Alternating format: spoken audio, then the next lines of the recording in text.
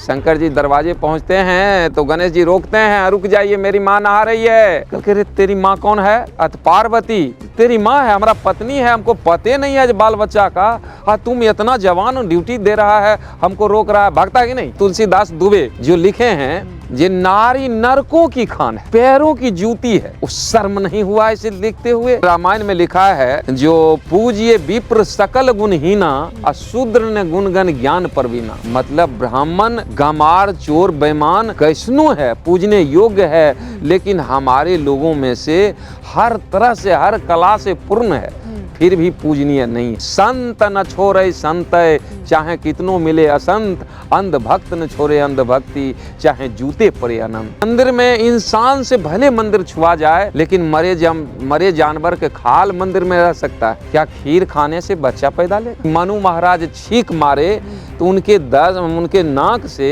एक 40 वर्ष का व्यक्ति पैदा ले लिया। अरे हो तो नहीं भलाई तोरा दान पुण्य कैला से, प्यास बुझे नहीं मिर्चा के चबैला से, गदहा न घोड़ा होते केतनो साबुन के लगैला से, मुर्दा जिंदा न होते दवा खूब पियोला से, मूर्ख ज्ञानी न बनी चंदन के लगैला से।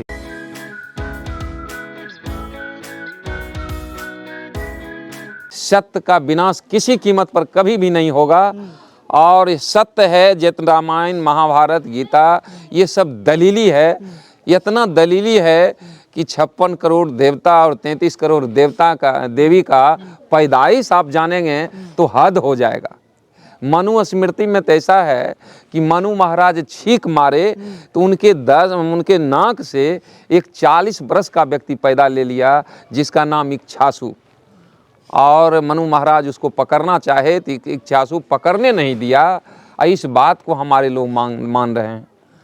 जितना ये 56 करोड़ 89 करोड़ देवी देवताओं का जो औलादे हैं, इनके बारे में पैदाइश जानेंगे तो हद हो जाएगा। क्या खीर खाने से बच्चा पैदा लेगा? हल चलाने से अगर बच्चा पैदा ले तो नारी का कोई अधिकार ही नहीं बनता है। और मैल से ये कितना नारी को भी अपमान किया गया है। ये पार्वती ने मैल से एक पुत्र पैदा कर लिया और उसी समय ड्यूटी पर भी लगा दिया, और लोग इस बात को मान लिया। हम कहते हैं दलीली देने वाले लोग 108 बार शंकर पार्वती की शादी हुआ, और 108 बार शादी होने के बाद भी एक छुछुंदर पैदा नहीं लिया, और मैल से 40 वर्ष का पुत्र पैदा होता है और उसी समय ड्यूटी में लग जाता है।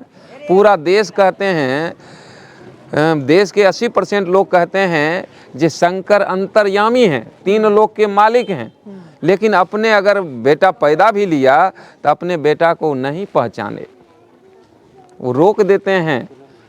शंकर जी दरवाजे पहुंचते हैं तो गणेश जी रोकते हैं, रुक जाइए मेरी माँ नहा रही है।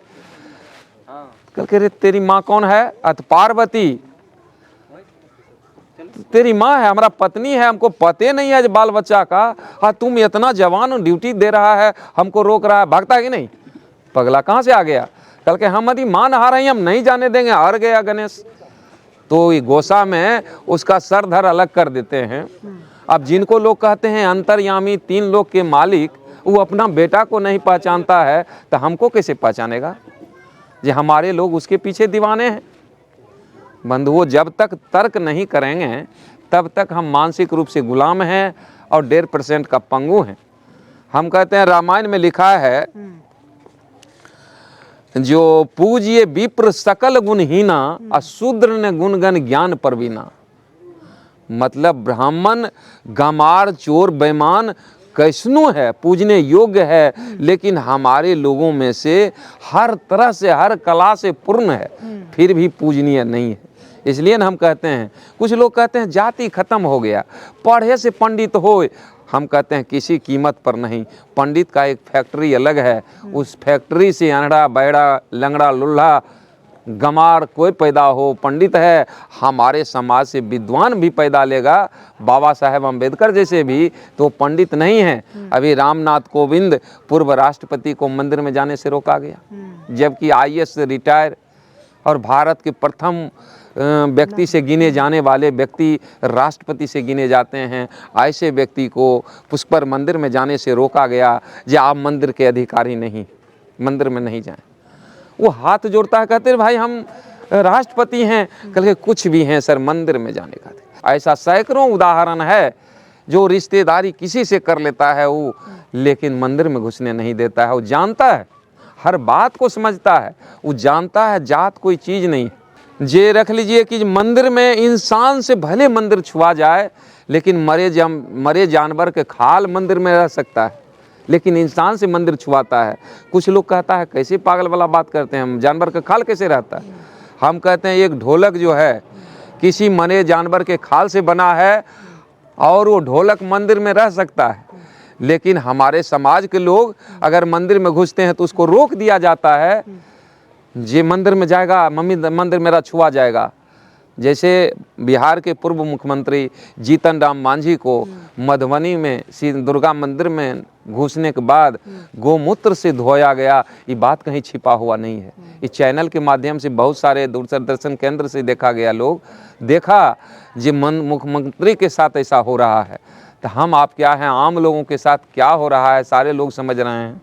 अभी 6 महीना पहले आपने देखा राजस्थान में जे एक लड़का मटका का पानी छू दिया, उसको मारते मारते दम तोड़ना पड़ा।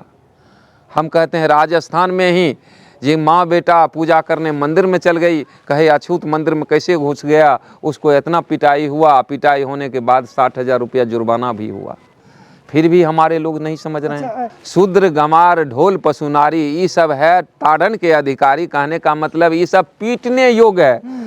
जैसे ढोलक में पीटते हैं तो आवाज देता है, उसी तरह नारी शूद्र को जितना पीटिएगा आप पुण्य के भागी होंगे, ऐसा बताया है।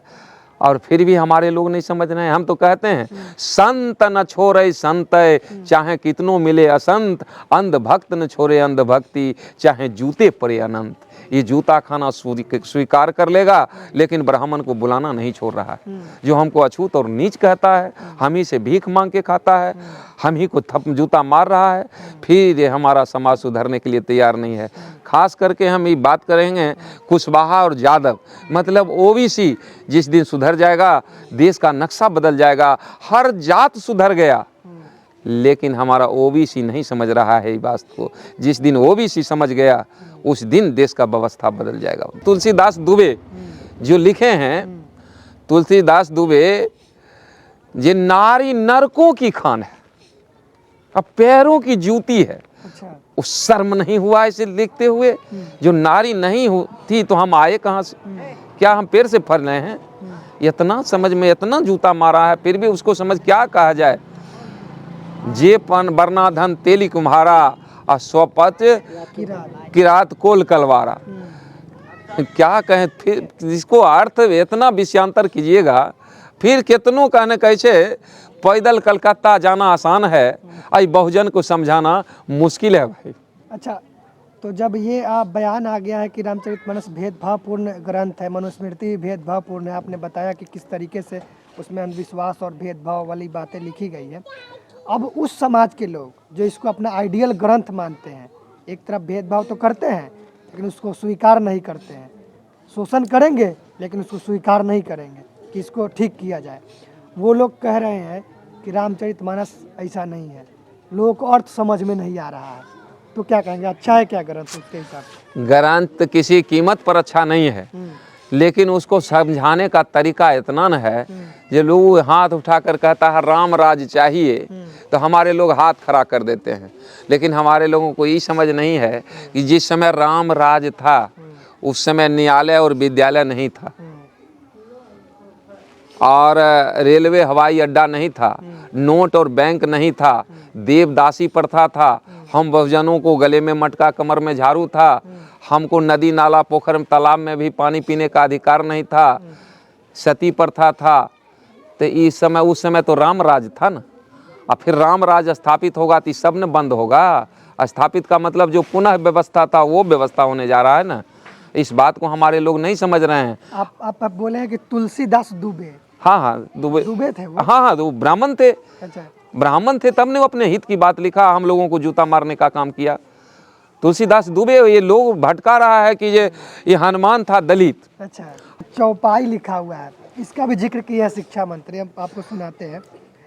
सापत तारत पुरुष कहंता, विप्र पूजिए अस गवही संता। इसका अर्थ होता है साप देता हूँ, मारता हूँ और कठोर वचन कहता हुआ ब्राह्मण फिर भी पूजनीय है। मतलब श्राप देता है, मारता है, कठोर वचन भी बोलता है, फिर भी ब्राह्मण पूजनीय है, पूजनीय है, उसे संत कहते हैं। और सील और गुण से हीन भी ब्राह्मण पूजनीय है। और जो शिक्षा प्राप्त कर ले शूद्र, वो सांप के समान हो जाता, विषधर सांप के समान। देखिए ऐसा क्यों कहा? इसलिए कहा कि ये जब शिक्षा एक ऐसी हथियार है जो दुनिया को किसी चीज़ से हम लड़ेंगे, अगर शिक्षित हैं तो हर चीज़ से हम मुकाबला करेंगे। सबसे बड़ा हथियार शिक्षा है, कलम है। और उस चार जान रहा है हम पूजा पाठ चढ़ावा देंगे तो खुश रहेगा, लेकिन शिक्षा की बात करेंगे तो उसको दर्द होने लगता है। जिस सही बात ही जान जाएगा तब तो हमारा ये व्यवसाय चलेगा नहीं। सच बात किसी तरह ही नहीं जाने तब न रख लीजिए। अखनी जैसे 100 लोगों की मास्टर की बहाली होता है, जिसमें 5 लोग को क्रीम चुन कर मास्टर बनाता है, और जो छट गया लोग वो प्राइवेट विद्यालय खोलता है। अब प्राइवेट विद्यालय का बच्चा तेज क्यों और सरकारी का बहुत क्यों? क्योंकि मास्टर को पढ़ाने की व्यवस्था सरकार का नहीं है। उसका काम है घेर कर रखने, उसको खिचड़ी में फंसा कर रखो। उस समय ये रचना कर रहे थे रामचरितमानस का, उस समय संत रैदास का भी दौर था, और इन दोनों के बीच में वैचारिक मतभेद चलते थे बड़ा वाला, कि ये संत रैदास समतावादी थे और ये तुलसीदास दुबे विषमतावादी।